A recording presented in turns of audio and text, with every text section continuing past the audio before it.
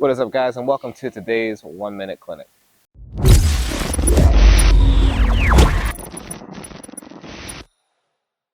And before we get started, guys, don't forget to like and subscribe so we continue to make videos like this. And also, if you want your questions answered and turned into a 1 Minute Clinic video, comment your questions down below. I get to every single one. And today's video comes from Kairos VN. Great job, coach. Can you make a video how to deal with moonballers or deep lob balls, please? Or how to do consistent smash from back lane. There are just no videos, relevant lessons on YouTube. Would be grateful.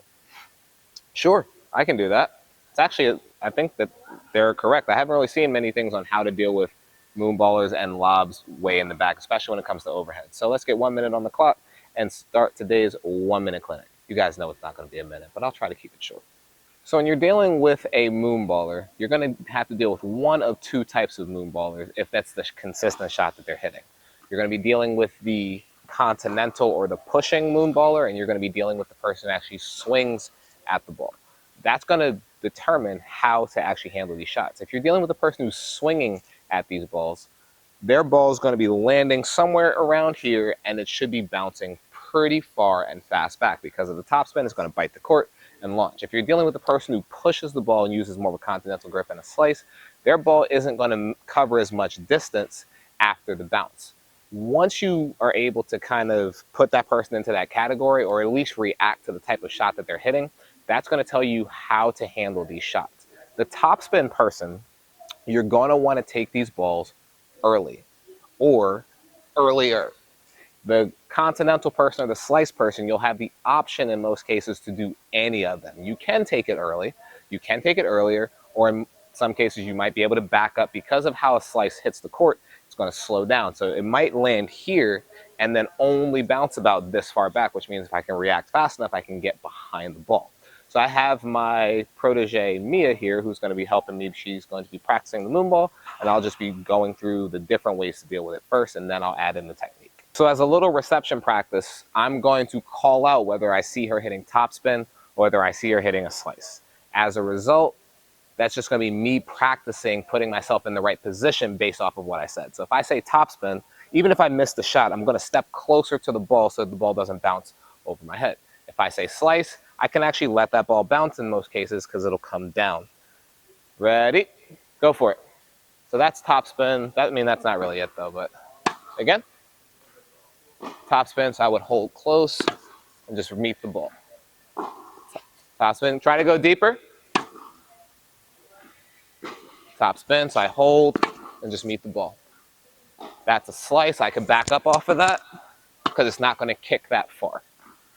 That's a slice again. Now, when she slices, I don't have to back up. I could take it early like the other ones.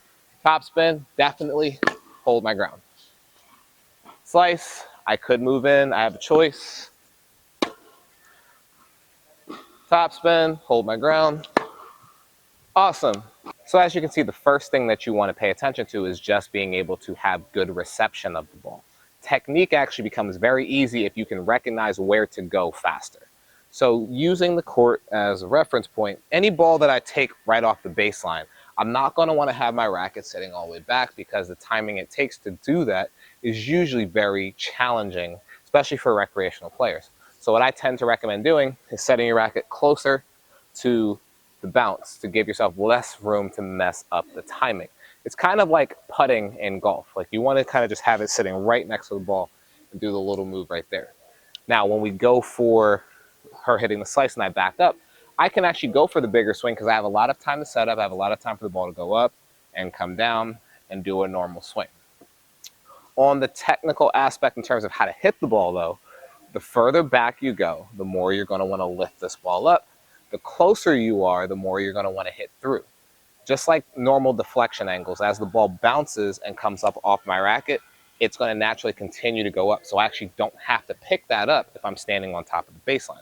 It's going to deflect off my racket upward anyway, so I just need to reach forward. So I'm going to run that one more time and now pay attention to the technical aspects where I go bigger on certain swings and smaller on others. So that's the topspin, but obviously her feeds are short. Here you go.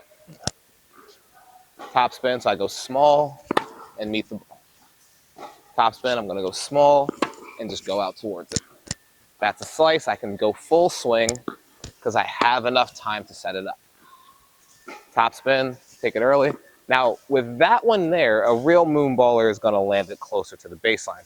If the top spin balls are landing somewhere in this vicinity, you can actually sometimes treat them like the slice because the distance between the bounces is going to be not important. Because if her ball bounces near the service line, the second bounce is probably still going to be here, and I can take my racket all the way back. But if I'm forced to step in because the ball is landing closer to the line, that's when we go with the smaller swing. So for here, I can wait and let that ball come back down to me if I want to. Now that slice, I can wait, and I can lift it up. Slice again, out. I'm just too good at this game. Now there was a special request in this question where they said, what about hitting overheads from the back of the court? Now you're not going to find yourself in that situation very often, but in the cases where you have to, here's how you do it. Thing number one, choose the overhead quickly. Don't run, get ready for a forehand or backhand, and then try to bail out and go for the overhead. That's going to be the worst thing you can do. Just like we have to recognize what the ball is going to do in topspin and slice, we also have to recognize what shot we're going to choose quickly. So we see that that ball is going to bounce and kick really high, and we, for whatever reason, we don't have enough time to get up on the bounce. We should be already kind of hanging out, waiting for that ball to bounce over our head. The ball is going to bounce over our head if two conditions are met. Condition number one is there's a lot of spin, and condition number two is that the ball was hit very high. If it's just a normal moonball, it's probably going to be at that shoulder and just above your head height, but it's not going to be really at the overhead. So in those cases, when you get a lot of spin and a lot of height, that's when you're going to practice the overhead. Now, when you hit the overhead, pick which type of overhead you are going to hit. Remember, there are three. Just like your serves, you have a flat overhead, a topspin overhead, and a slice overhead. And depending on where you're going to receive the ball, based on your movement, that's going to decide which overhead to do. So I'm going to switch it to this angle. Hopefully you guys can see the height of the ball as well as what I'm doing. But as that ball goes up, I'm going to pretty much have to just decide, all right, it's going to be way too high for me to take early. And I'm just going to pick, well, this ball is probably going to be going back behind me. So that's more of a topspin overhead, or it's going to be on my side. So let's hit the little slice. If it's up and in front of me a little bit, then I'd go flat. Go ahead. So that ball goes up, and I'm like, all right, flat overhead. Didn't really have to do it there because the ball was going to come down, but just to illustrate, I wouldn't do that flat one unless it's in front of me.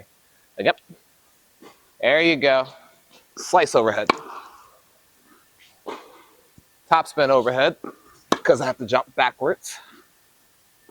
Oh, yeah. That's it. I don't lose at this game. Here you go. Go for it again. Good. So I'd have to jump back for that. And the overhead's actually not that difficult.